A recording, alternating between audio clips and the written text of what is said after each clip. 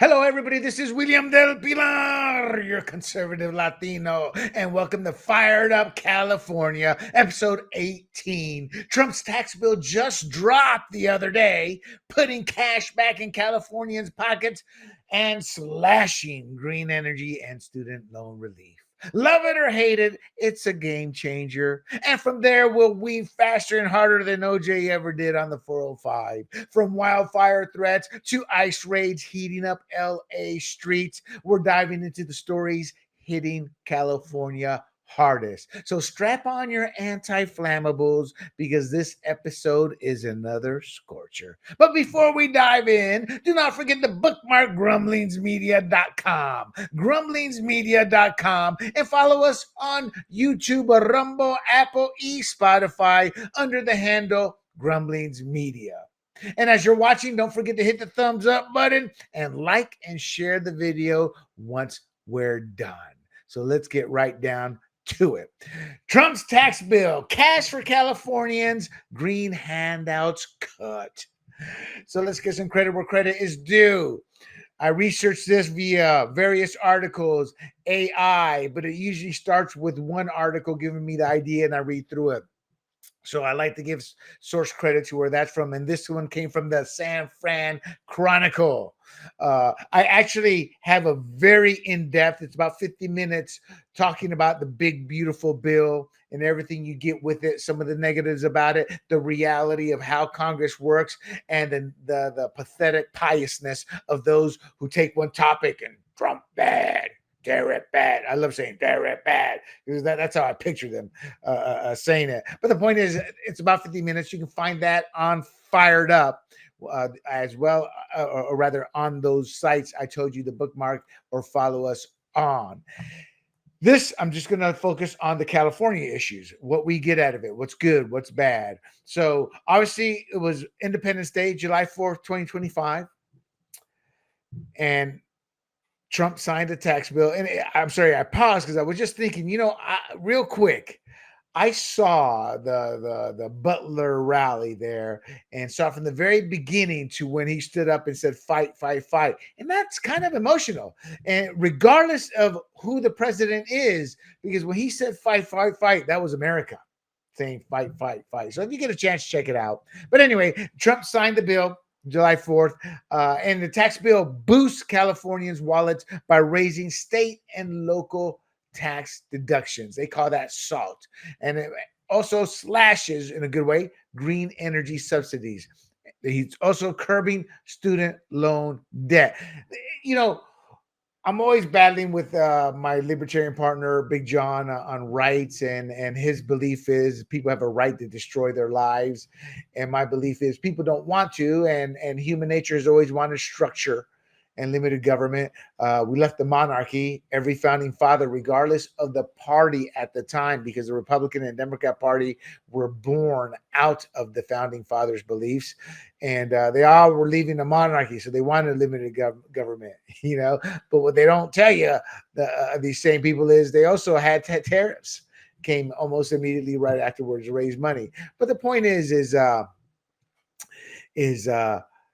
they knew structure was needed of sort. They wanted to allow enough freedom for us to live our lives, but human nature demands structure. And I'll talk a little bit about that with the student loan debt. But the bill, whether the naysayers want to admit it or not, it puts families first. And the big lie is there's a $3.3 trillion debt increase. No, that debt increase is not a $3.3 trillion debt increase. That's us keeping our money. You see what Democrats and TDSers are doing is they're saying $3.3 trillion debt. No, with the tax cuts, the taxes the government will collect will be $3.3 trillion less. So they're saying that us not paying more taxes is bad. That's what they're saying. The travesty is it's the spending that's bad. Period. End of story. Stop the spending. And we're going to talk a bit about that here as well. So some of the key points of the big, beautiful bill. Again, state and local tax SALT deduction increase. It raises the SALT cap to $40,000 for households under $500,000. That's me and a bunch of others. and so and it goes up 1% yearly until 2029. Then it goes back down to 10,000. So for example, paying 50,000 in California taxes, well, deduct 40,000 federally, where it was 10,000 in the past.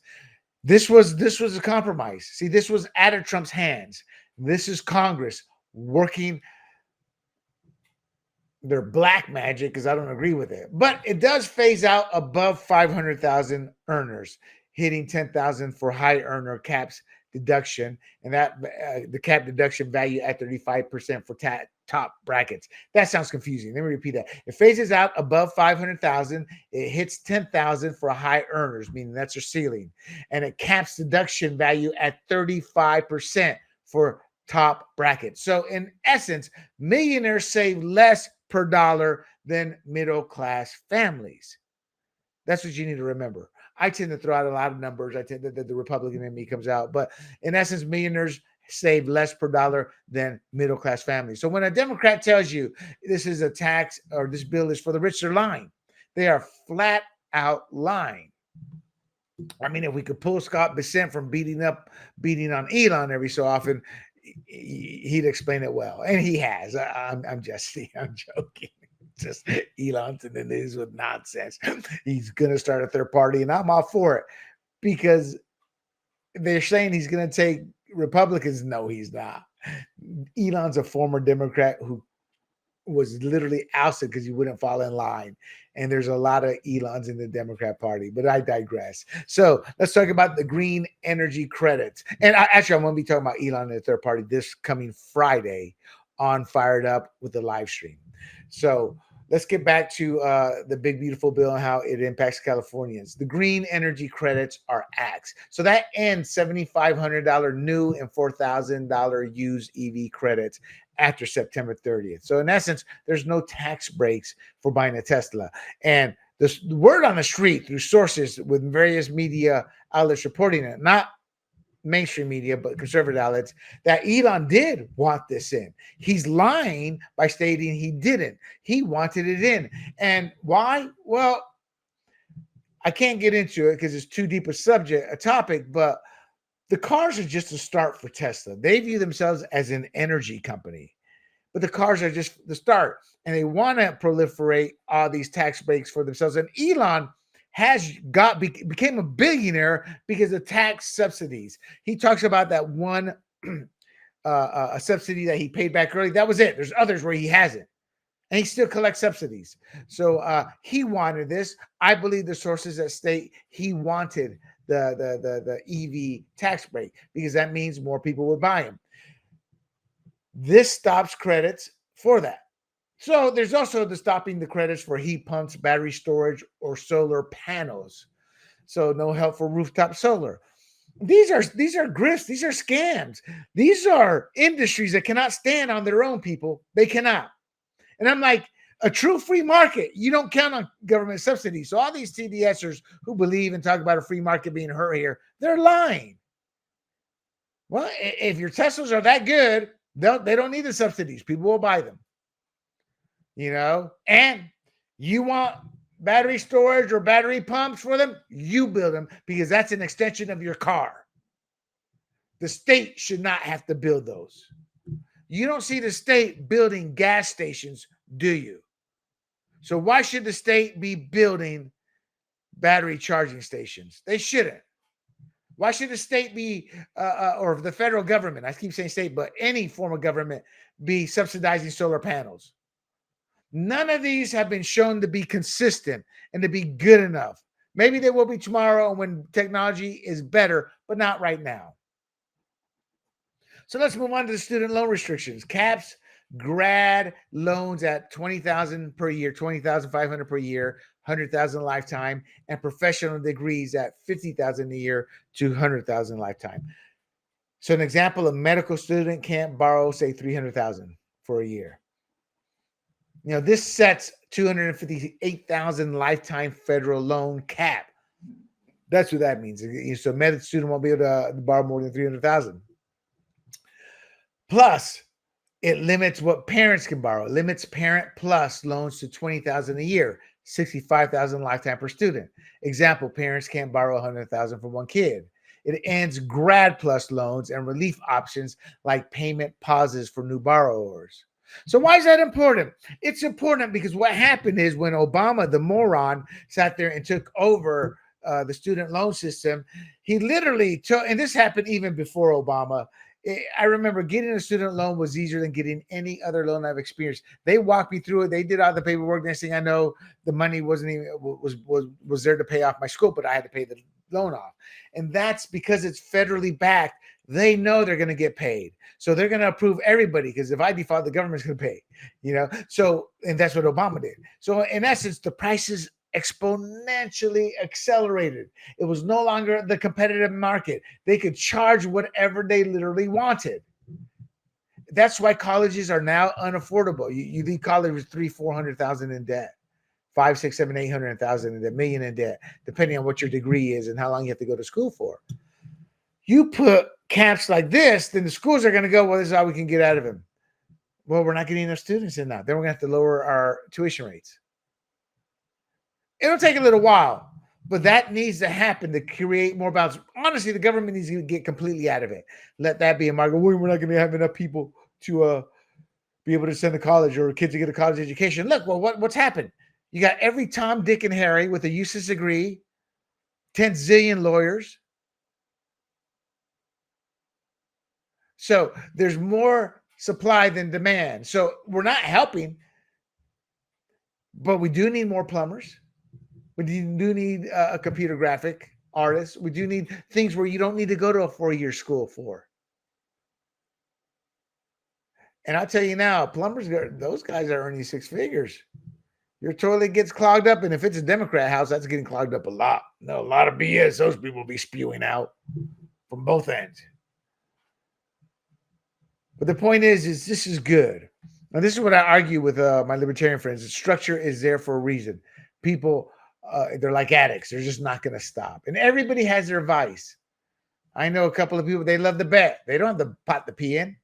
They have excess money, but they waste it betting. And then they always lie to you. Yeah, I won this, I won that. I'm like, bull. If you were that good, you start jacking up your prices and becoming a pro at it, but you're not. Those are the people who play daily fantasy that I know, or things like that. They always talk a good game.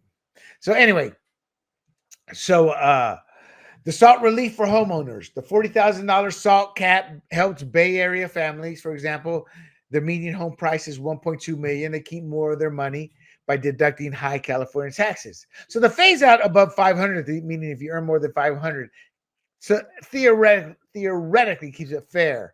Though high earners are still always screaming for more, but they didn't get it here. And again, it ends green subsidies. California's 1.9 million EVs. They're not going to get the 7,500. I don't know why I had that there twice. I may have copied it or wrote it when I clean up and bullet point all this. So 70% of UC grad students use federal loans. Their average debt's about $55,000. So what I was saying is the reckless borrowing will stop. What this does is pushes the responsibility twofold. Your company, you want to push Teslas, you want to push EVs, well, then you got to make them affordable. The onus now is on you to make an affordable product that sells. The onus is on the grad student to borrow responsibly, to choose the proper school. Or you can't afford to go to that school, there's another school that's going to give you just as good an education. That I can tell you. The difference is Ivy Leagues get you great networking.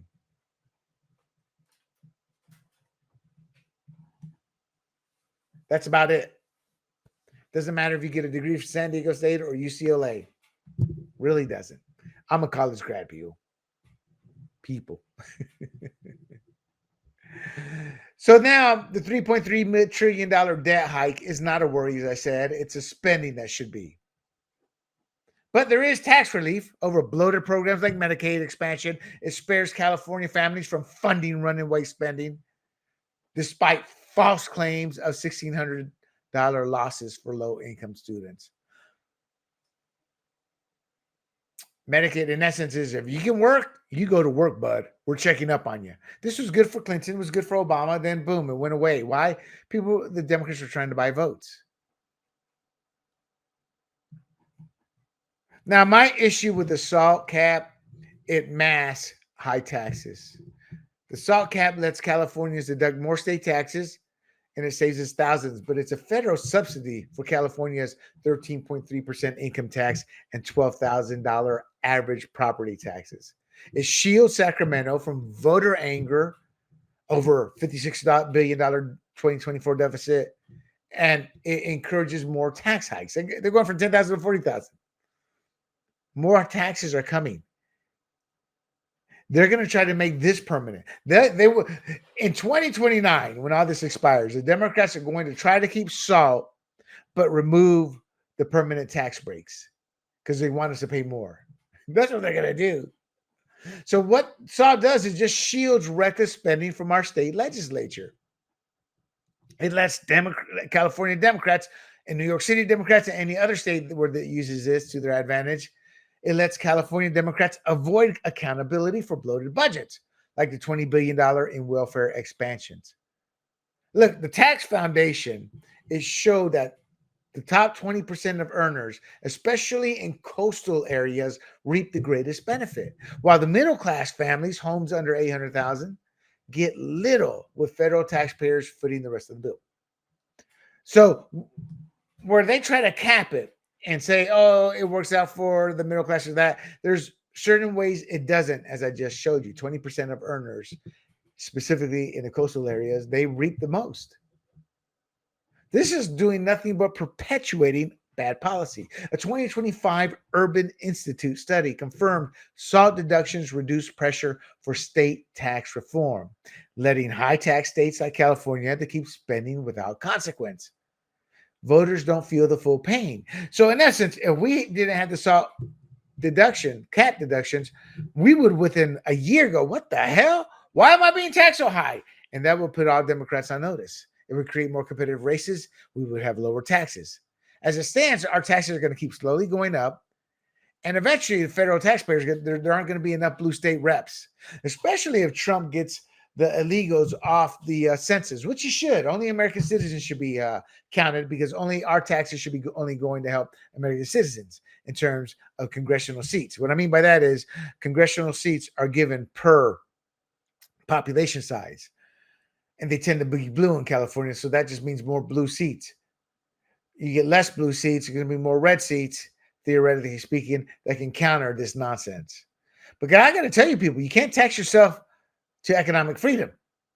And taxing and using that to spur the economy is nothing but a bad circle event that eventually catches up to you. I mean, remember the Werner German after World War I? I mean, the money was worthless. We're headed that way with this $37 trillion debt. And the SALT cap hurts, does not help in the bigger picture. Y'all may not like what I'm saying, but I'm just giving you the facts, man. All right, let's move on. Trump's wildfire relief threat. This came out about a month ago, but still worth talking about. Personal animosity versus public duty. So what happens is Democrats bash Trump. Then they say, hey, you got to save us. Now, Democrats don't do that. Biden screwed over North Carolina. Biden screwed over Florida. Obama screwed over the Midwest with tornadoes. Those cats play politics. So former President Donald Trump just came out and said it. He said that, look, yeah, personal animosity because Newsom's always bashing him, screw him. He goes, I've tried to help him, but he keeps bashing him.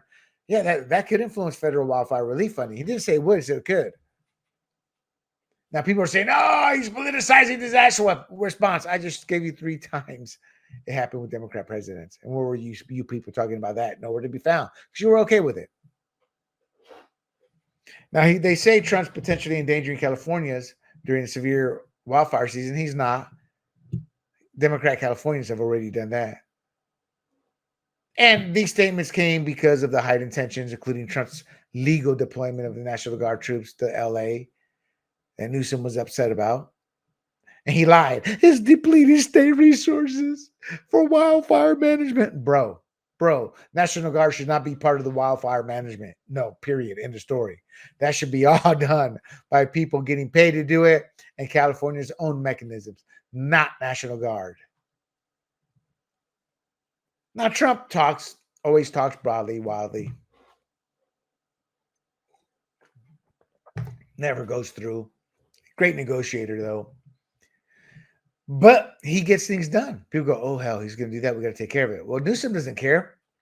Newsom wants to be president. He doesn't care about screwing over Californians. He's been screwing Californians over since he was mayor, and the data is there, people. Look it the bleep up.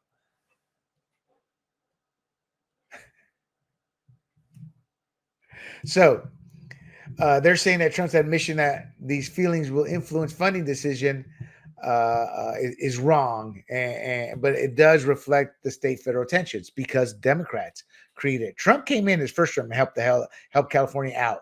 He just asked to have wildfire management to be done, and it wasn't. So this time around, he's like, y'all didn't do what you're supposed to do the first time I helped you out.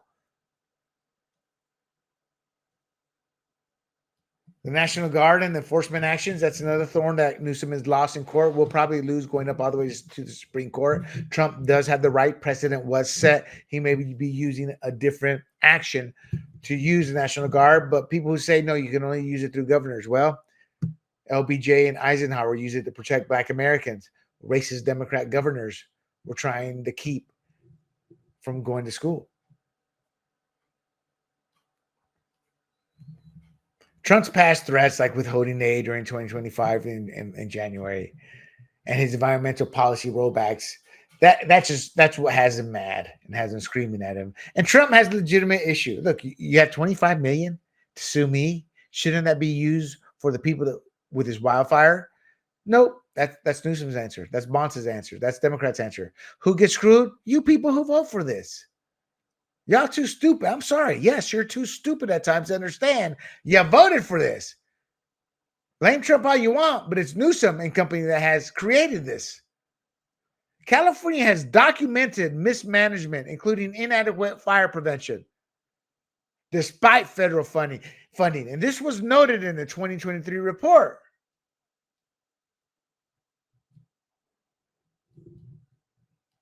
Let me give you a reality check. Experts have long warned California about inadequate forest management and fire prevention strategies. Again, the 2023 report by the Public Policy Institute of California highlighted underinvestment in prescribed burns, meaning controlled burns, and forest thinning to thin out the forest. And that's critical for reducing wildfire risk.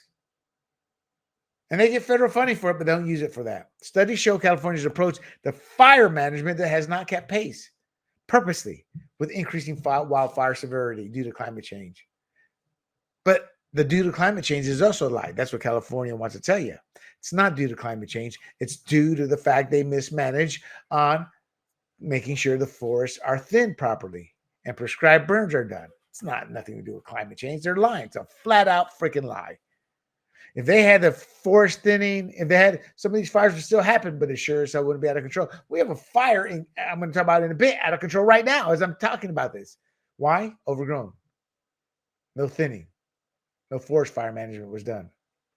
California's 2025 to 2026 budget, it includes significant spending on non-emergency programs, social services instead of disaster preparedness. This is why our state is vulnerable. Think the high-speed rail versus paying firemen, upgrading their equipment, and doing controlled burns to thin out the forest. Think about that. California Policy Center has raised these concerns for decades. Historical data as well from the GAO, the Government Accountability Offices, shows that California has received billions in federal disaster relief over the past decade. And despite this, audits prove they are inefficient and they mismanage the money. Some funds get allocated to administrative costs, a big chunk of them, instead of direct disaster recovery. So they're mismanaging the money. And why is Trump holding strong? Here's the most important part, my fellow Californians.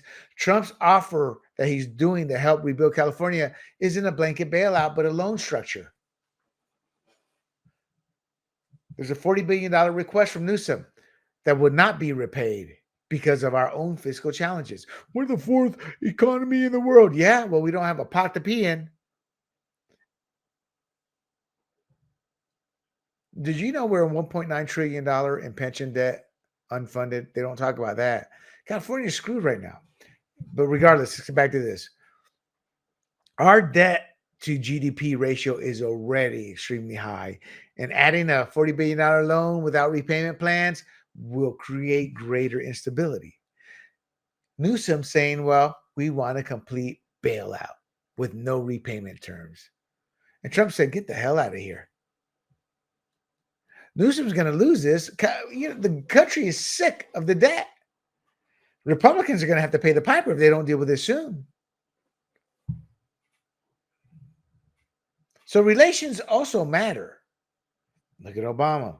He was plotted, loved by Democrats, and got away with having terrible relationships with Republicans. Why? Because the media covered up for him. The media is exposing this, and Trump is holding strong, saying, screw you. You're screwing your people, and now you're lying about me screwing the state, when the truth of the matter is, I told you what you needed to do, and I gave you all the money my first term. This term, you're asking for a complete bailout and wanting America to foot the bill for your own incompetence. Trump is willing to assist. But the demand for a bailout without repayment terms? Trump's going to hold strong. Maybe Newsom waits it out, but tell that to the Californians who are struggling. Remember, for example, we're going to lift all the red tape so people can get permits and get the cleanup going. About a month and a half ago, 2 months ago now, maybe a month ago, I did a short. There were like 12 freaking permits given. There are thousands of homes. 12 permits were given. And then somebody went undercover. He said, no, they're not going to lift the permits. They're just going to try to speed this up or that up. Was it working? No. Democrats, y'all elected. Look in the mirror and elect non-Democrats for once in your damn life.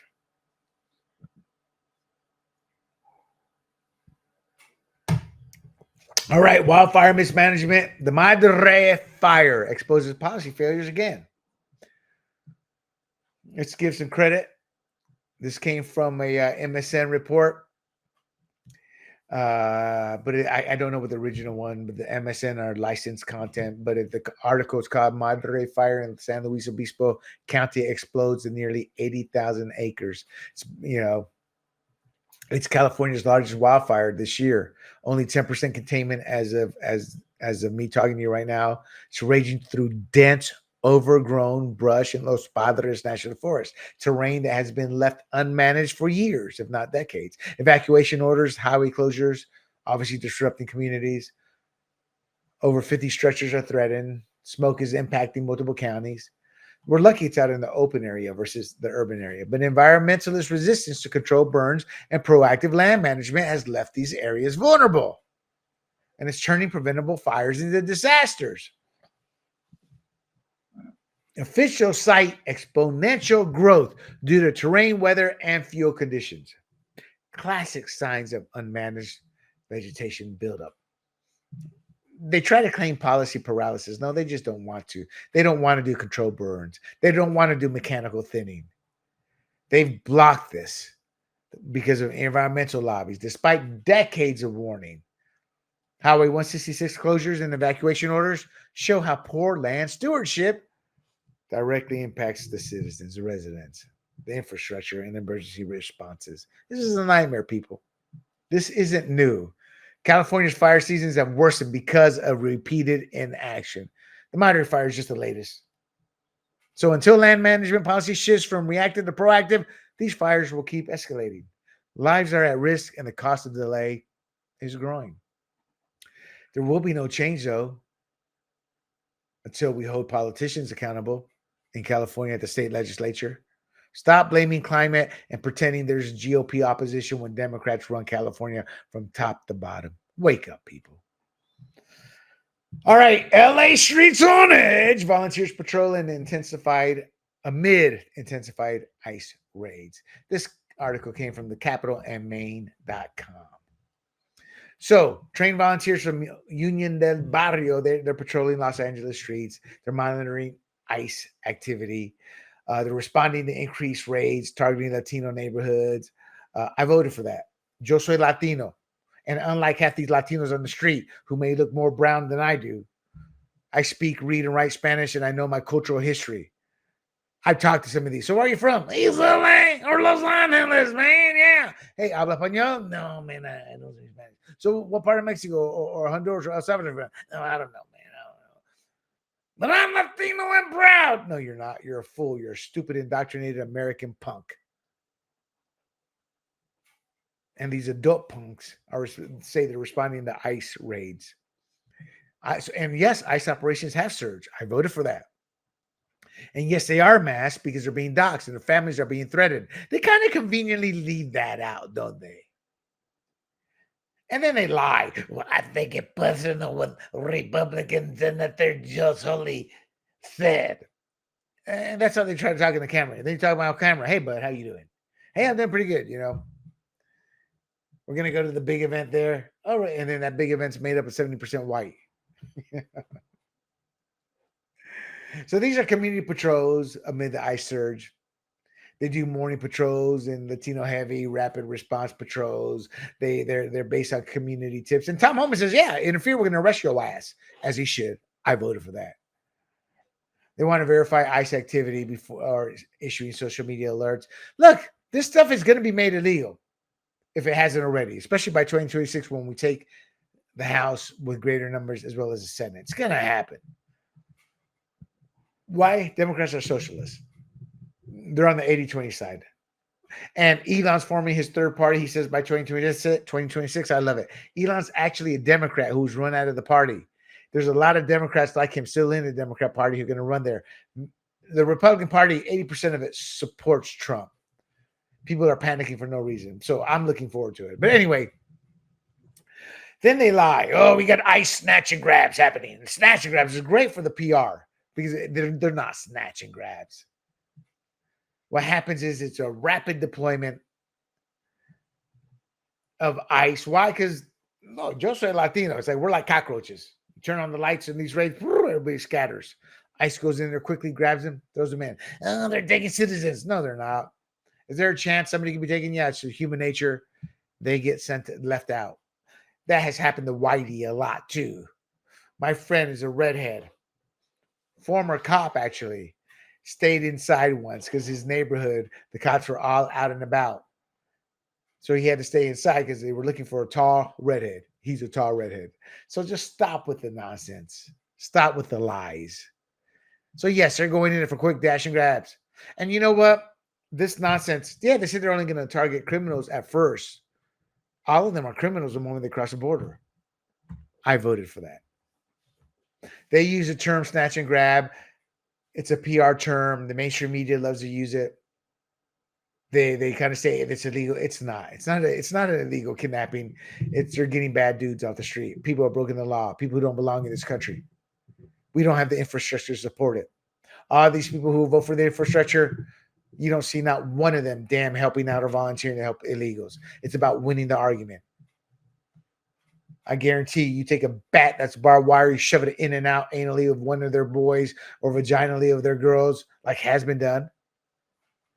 Beat the hell out of the kid. Then throw them and then leave them under the bridge to die slowly. Or like Lake and Riley, have a rock smash over their heads. That happens to their damn kid. They ain't going to be so nice, but it doesn't. So they don't care that other people have died because they want to win the argument. You don't have compassion. Yes, I do. I have compassion for every American who's lost their life, been robbed, mugged, anything negative that's happened to them. Because if we controlled our borders, that wouldn't have happened. Americans do it too. That's right. And we have laws to deal with Americans. But if we keep these illegals out, we don't have to worry about robbed, stolen, mugged, raped, and murdered by illegals. And we deal with Americans that do it. See, I don't let people get the compassion. I'm like, no, I am more compassionate. I volunteered. I volunteered overseas. I give them my time. I work for nonprofits. So yeah, I am compassionate. And I won't let you try to strong arm the fact that you're sorry ass being compassionate by sitting on the couch and screaming at your TV. That's wrong. I'm not going to let you win an argument with that nonsense. Oh. So ICE officers are also wary of these patrol groups like Union del Barrio, because of past incidents of attacks or confrontations. And then, I don't feel bad for these volunteers. They're taking risks too. They're going to hit the wrong crowd, wrong guy in a car. And that guy's going to get pissed off. Boom, boom, boom, boom, boom. I'm like, well, fool, you shouldn't have been doing that. Self-inflicted wound. No, I don't support you. You didn't get what you deserve, but I'm not going to feel bad for you. Your stupidity is what it's like. It's called Darwinism. And there's also the fading momentum part of all this. Volunteer groups start out strong, they eventually fade. Then more crime goes in those areas because these people know we got lookouts, and then they rob those places where they feel safe because the ICE or cops aren't going to be there as much. They rape, they mug, they pillage. People doing these patrols going, what the hell am I doing? Hell, there's one there. Let me call ICE. They're going to question the value of protecting communities if those same people are robbing their communities, are raping in their communities, are murdering in their communities. Their kids graduate. Dude, you speak like at an eighth grade level. That sounds like a speak at Papa. Well, why? Because they didn't know English. I'm Latino. Again, I've seen that. I was teacher's aide. Specifically, I was a translator because the kids who couldn't speak, read, or write English. And this was, I don't know, it wasn't a first grade or kindergarten class or maybe fourth, fifth. I can't remember, 30 years ago. But I immediately saw, man, this class is going to be full of rocks because they're going to pass on these kids. Why? Well, you get money per student. They got to keep the gravy train going. This is a bad scene. And these idiots aren't helping out. Anyway, let's move on. California sues over Medicaid data sharing with ICE. So this one comes from the California Globe. Attorney General Rob Bonta sues HHS, DHS for handing over illegal immigrants' Medicaid info to ICE. So he's leading 20 states to do this. They're alleging HIPAA violations by sharing Medicaid data with DHS. Look, there's always a database that the government has access to, so I'm not sure how they're going to win this. But the federal officials are defending the transfer is legal. They have to ensure the taxpayer-funded Medicaid benefits only go to eligible individuals, period, end of story. If you don't have a check and balance system, then anybody can sign up for Medicaid and corrupt the system, as Democrats are having or are doing their best to do. California funds Medi-Cal for 2 million non-citizens. And they lie and say, no, those are California dollars. No, it's federally funded, and they just call it Medi-Cal to claim it. It's more political PR. Why? Look, the funds may come from California, but it's also funded by the federal dollars, subsidizing it.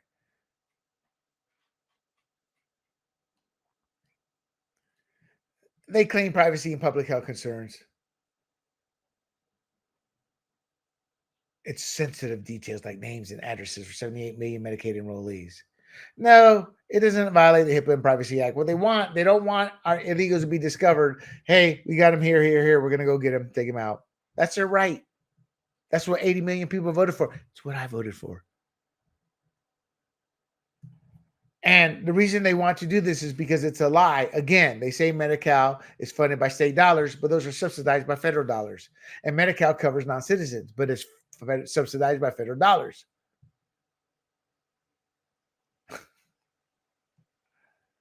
HHS justifies the transfer, and I agree with them, under federal law to prevent the misuse of the Medicaid, which costs taxpayers about $825 billion annually. There's 2023 report stated that. And the government must verify eligibility to ensure funds benefit citizens and legal residents, my friends. Especially as 66% of 2024 ICE arrests targeted non-citizens with criminal convictions to enhance public safety. And you know what they discovered? A lot of those guys were on Medicaid or Medi-Cal. This is nothing but a Democrat power play. Democrats incentivize illegal immigration with benefits like Medi-Cal to secure future voting blocks. And voter fraud. California's DMV auto-registered 1,500 non-citizens. That's what was caught. And they voted in 2018 election. You can't pull the vote out. They can't go, we got to pull those votes out from wherever they're at. You can't. You don't know where they went. This is their goal. This is their goal. So I am all for this. Moving on. California renters lose eviction relief. Landlords outmuscle tenant advocates. Not really. This one came from Cal Matters. So California lawmakers rejected Senate Bill 436, which would have extended the eviction grace period. Well, extended it for tenants from 3 to 14 days for past due rent, exposing what they say is a rift. No, it's just progressives and moderates with lobbying on both sides And the right side won this time. Landlord groups do have more money and outspend the renter advocates, but their renter advocate groups are out there. The problem is a lot of those renter advocate groups are just grifting, getting six-figure salaries and not winning any battles, then saying we don't have the money. Well, if you didn't have a six-figure salary of 250,000 and maybe had a more realistic one of them, say 80, 90,000, you'd have more money to fight these battles. So I don't feel bad for them. So some stuff to get through: tax credits in the Senate bill 681 passed, broader tenant protections, made it through. So the bill's failure, though, does highlight how stringent eviction rules and political dynamics give a perception of favoring property owners, but it's just doing what's right. And here's why. Eviction rule realities. A 3-day notice period defended by the moderates is a small part of a 3 to 4 month eviction process that is bogged down by court delays over and over and legal motions. Once that gets past 30 days, they become squatters and they're there almost permanently. So this costs landlords thousands of lost rent and fees. Their properties are occupied by squatters at that point. And they're losing money. And many of them are forced to sell to corporate developers. Then you have rent control laws like AB 1482. It caps increases at 5% plus inflation in cities like LA, but landlords face 6 to 8% annual rises in taxes, maintenance, and utilities. And these are mostly Democrat-led fee hikes. So they're unable to break even. In San Francisco, 30% of San Francisco rental properties were sold in 2019. And you know what happened? They became luxury condos. Get out, we're condos, and they can do that legally. It's called gentrification. And Democrats don't realize they're the ones causing it. You can't artificially create market conditions without a negative backlash, not by people, but by the rules and laws of economics and supply and demand. California's laws allow squatters to claim occupancy after 30 days, and that forces landlords into costly month-long unlawful detainer lawsuits. Thousands and thousands of dollars that cost. Now, there are genuine tenants who negotiate payment plans. 60% of small landlords offered COVID-era deferrals, for example. But squatters exploit loopholes that Democrats purposely put in there. And that causes 10,000 plus in damages and endangering neighborhoods. So you're saying, well, only 10,000. Well, think of a few dozen you have in there. That becomes a couple 100,000 in one apartment building. Could become easily into the millions, depending on the size of the apartment. They can't afford those type of losses. So defending squatters ignores their role in degrading properties and deterring rental investments and creating condos in the long run. Again, landlords often accommodate reliable tenants. But they do face chronic late payments. 15% of tenants defaulted repeatedly in 2023. Eventually, those you got to go. I need somebody I can trust, and there are people out there they can't trust. So what this does, it threatens a landlord's ability to pay mortgages and taxes. This is abuse, not compassion. Democrats' compassionate moves like eviction moratoriums and strict rent controls, that's done to chase political wins, and it always backfires. Always backfires. So there was the 2021 moratorium created 50,000 plus case backlog. It starved landlords of income. There was a rent moratorium. Landlords were starved of income while housing permits dropped 20%. And a lot of those landlords were forced to sell to corporations. So this isn't the win people think it is. All right. California Secretive Infrastructure Plan. Transparency fight wins out. So this is from Cal Matters again. This was a tough one. I was like, holy mackerel. When I saw this, I was like, you got to be kidding me. You got to be kidding me. So let's get into this one. Oops, hold on one second.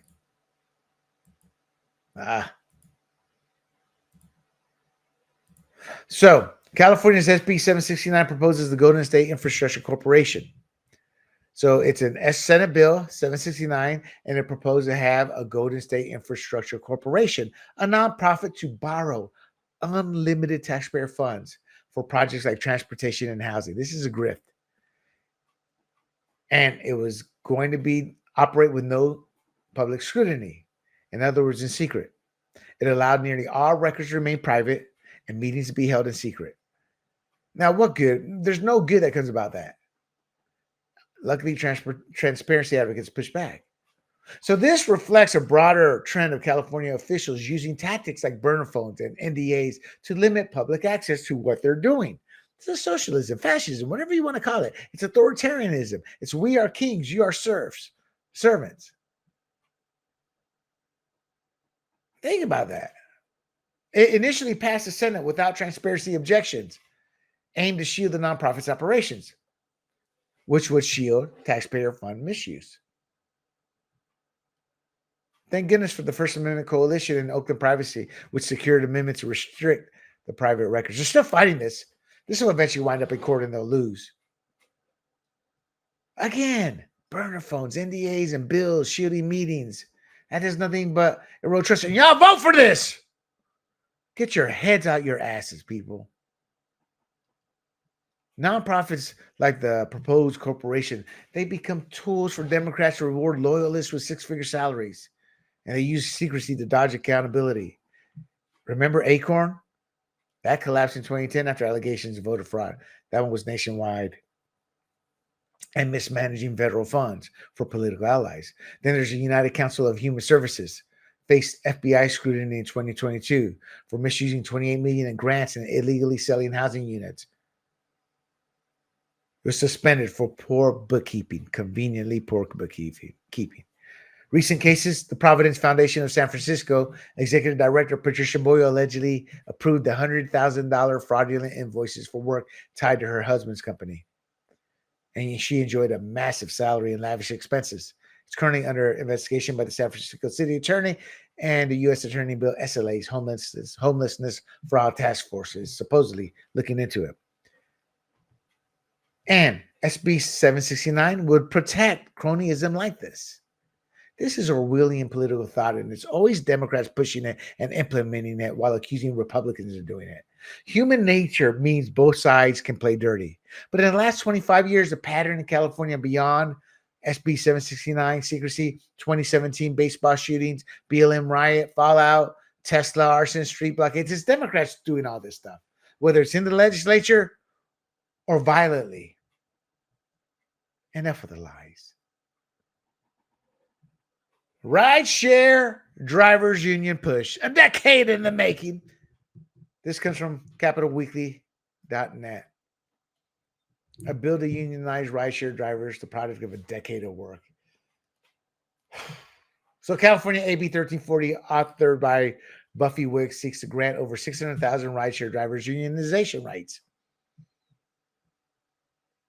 The bill passed Assembly, 54-15, long party lines. Think about that, 15 Republicans. That's it. God, how we lost this battle because of a stupid incompetence by the California Republican Party. Now, the only bright spot with this bill is that Governor Newsom may, because of donor pressure from the tech industry, may veto this.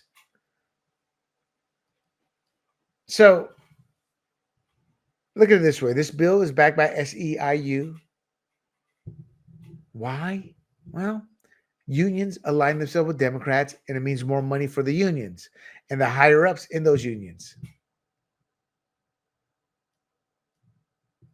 Uber and Lyft are pushing back. They warn unionization could spike fares. It will, and it's going to speed up the process of robotaxis.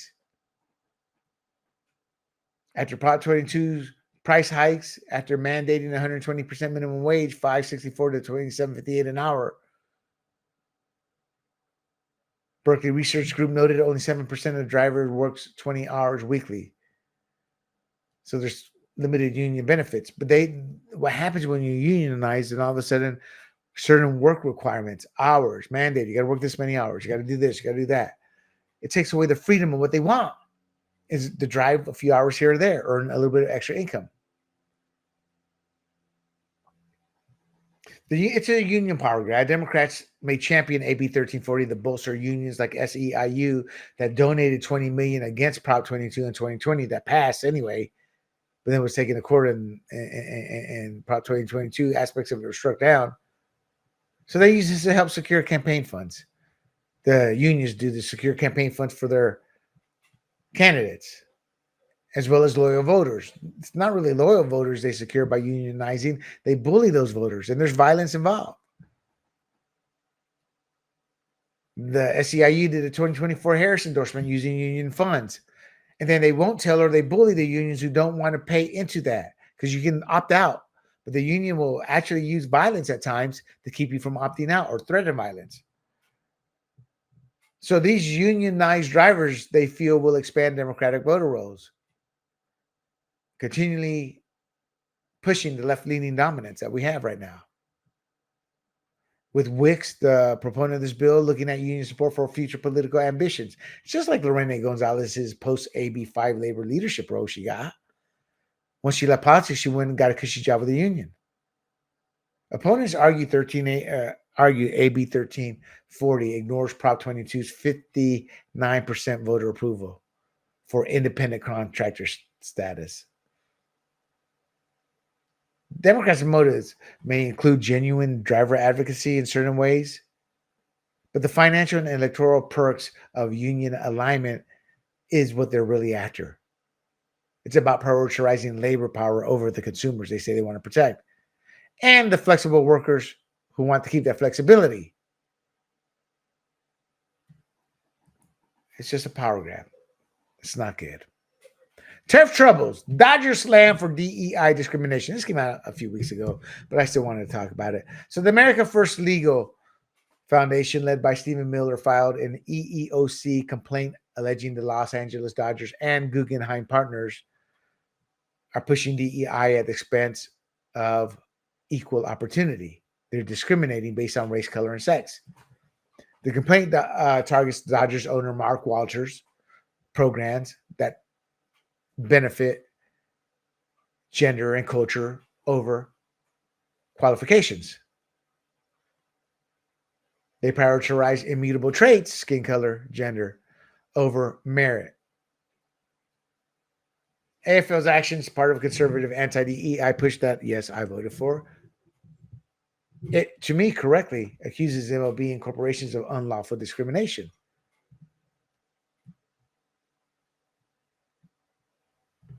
Now, it cites the Dodgers website for promoting programs for women and people of color, and Guggenheim's for Women's Innovation and Inclusion Network. They exclude men and Anglos, and they violate Title VII by favoring certain groups over merit-based hiring.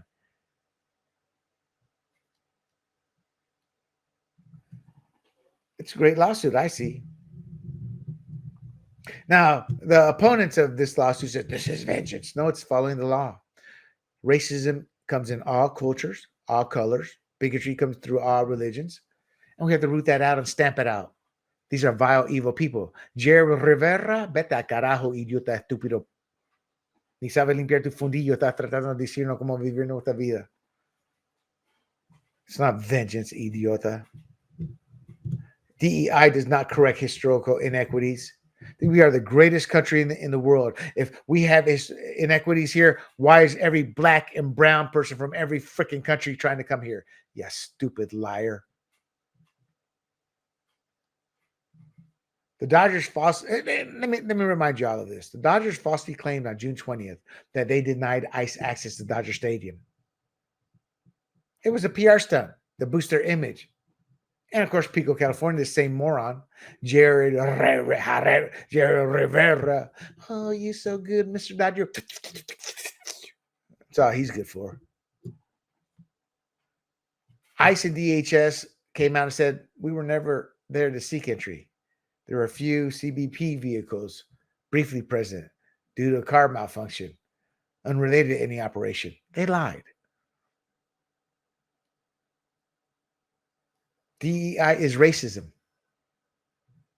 Selecting employees by racial culture, as the AFL alleges, is bigotry. It's illegal under Title VII. DEI's double standard often excuses bias against Anglos, clashing with equality for diverse families like mine, where merit should rule, not skin color.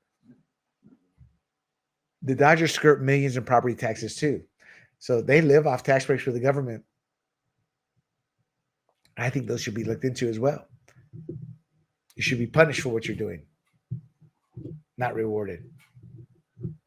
Democrats' compassion for immigrants and DEI, while politically expedient, it fuels division and hate because it dodges accountability, pun intended.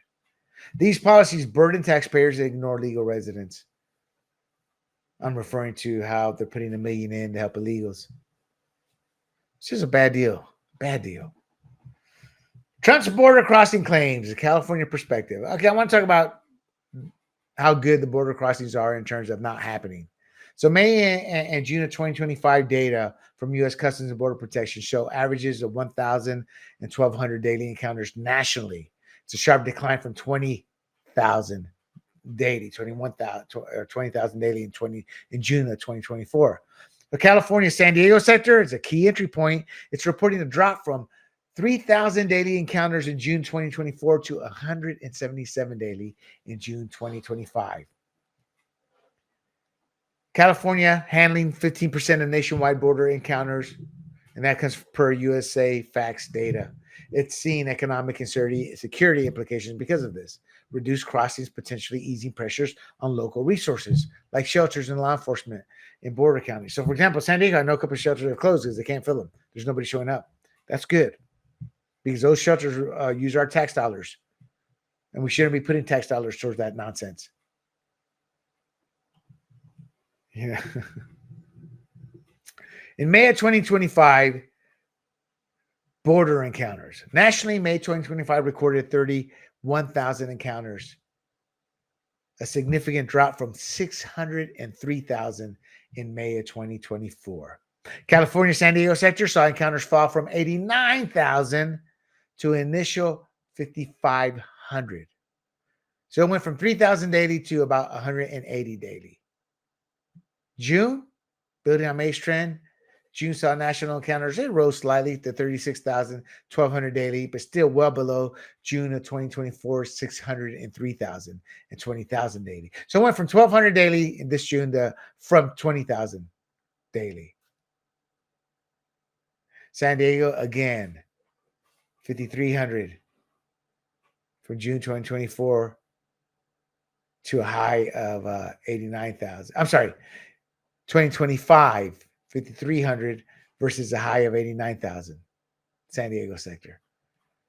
Look, the San Diego sector is 60 linear miles of border with Mexico. It's part of a 931-mile coastal region. Saw a 94% drop in encounters. That's a reduced trend. And, we've committed in San Diego 10 million of these illegals. They're going to just put the money elsewhere. But theoretically, it should free that money up. There's a reduced strain on public services. Taxpayers should see relief again. But will they? Not with the Democrat board of supervisors and Democrat city council. But theoretically, we should, but we won't because they're going to vote for illegals because they want to stay in power. And voter fraud is a big part of them staying in power. Again, the DMV is a powerful tool they're going to use, as well as mail-in ballots. Democrat-run registrar's offices. The fix is in. We've got a battle back. So less pressure on housing and healthcare systems should stabilize some costs again, ensuring tax dollars aren't disproportionately redirected from citizens to illegal aliens. Local businesses should be seeing less theft.